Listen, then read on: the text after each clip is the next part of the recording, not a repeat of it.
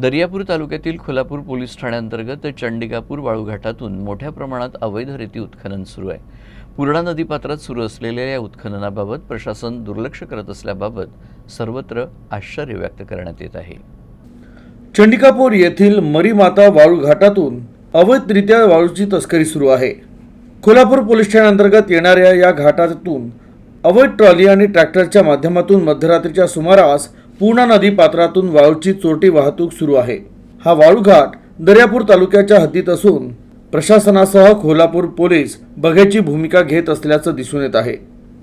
तर वाळू तस्करांसोबत अधिकाऱ्यांची मिलीभगत असल्याची चर्चा नागरिकांमध्ये आहे. तर अवैध उत्खनन मोठ्या प्रमाणात सुरू असल्यानं महसूल विभाग, पोलीस प्रशासन, दर्यापूर येथील एसडीओ, तहसीलदार, मंडळ अधिकारी कारवाई करणार का, असा प्रश्न नागरिकांनी उपस्थित केला आहे. विशेष म्हणजे वाळूघाटांचा लिलाव नसूनही शासनानं घरकुल लाभार्थ्यांना 5 ब्रास वाळू मोफत देणार असल्याचं पालकमंत्र्यांनी सांगितलं होतं.